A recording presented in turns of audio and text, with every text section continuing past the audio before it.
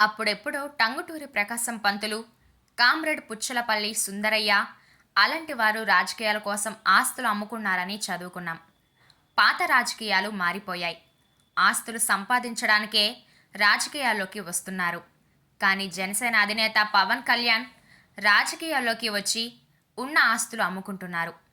ఇటీవల కాలంలో రాజకీయం కోసం ఆస్తులు అమ్ముకున్న నాయకుడు బహుశా పవన్ కళ్యాణ్ ఒక్కరేనేమో.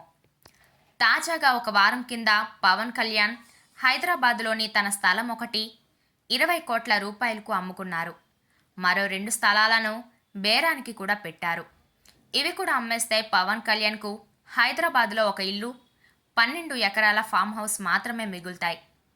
అత్తారింటికి దారేది తర్వాత పవన్ కళ్యాణ్ రెమ్యునరేషన్ ఒక్కసారిగా పెరిగింది. ఆ తర్వాత ఆయన స్నేహితుల సలహాలపై పిల్లల కోసం స్థలాలు కొనిపెట్టుకున్నారు. వాటిని కూడా ఇప్పుడు అమ్మేస్తున్నారు. కోకాపేట్లో ఆయనకు ఎప్పటి నుంచో ఫామ్ ఉంది. అది మాత్రమే పవన్కు స్థిరంగా ఉన్న ఆస్తి.